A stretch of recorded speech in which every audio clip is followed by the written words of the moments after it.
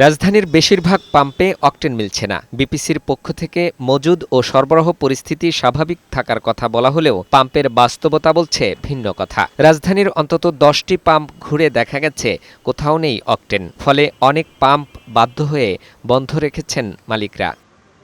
এক পাম্প থেকে অন্য পাম্পে ঘুরে হয়রান গ্রাহকরা। অনেক পাম্পের সামনে অকটেন নেই সংবলিত সাইনবোর্ড ঝুলিয়ে রাখা হয়েছে। মোটরসাইকেল ও প্রাইভেট কার চালকরা জানান, যেসব পাম্পে যাচ্ছে তারা নাই বলছেন।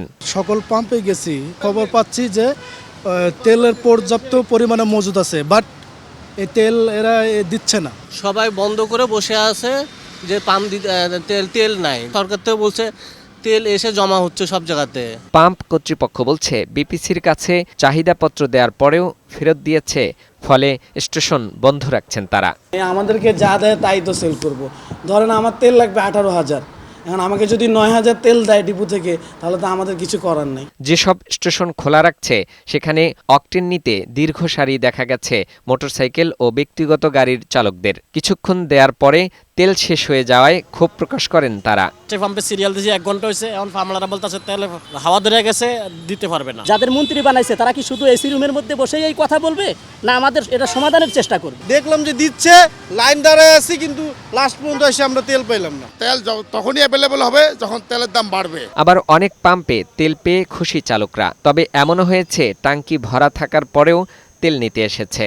এখানে এখন আনলিমিটেড, যে যতটুকু নিতে চায় তাই দিচ্ছে তারা। 300 ফিটও গিয়েছিলাম, ওখানেও বন্ধ। তো ওখান থেকে এখানে এসে তারপর পাচ্ছি, এটাই। পাওয়ার বলতে এত কষ্টের পাওয়া অনুভূতিটার একটু ভিন্ন হতেই পারে। অনেক প্রায় আমি 1.5 ঘন্টা সিরিয়াল দাঁড়িয়ে থেকে এখানে পেলাম আর কি। রাষ্ট্র যারা পরিচয় করে তারাই দ্বিধাদ্বন্দ্বে ভোগে। আমরা সাধারণ জনগণ তাহলে কি করবো বলে? ফিলিং স্টেশন কর্তৃপক্ষ জানান, অনেকের প্রয়োজন নেই, তারাও এসে লাইনে দাঁড়িয়ে থাকছে।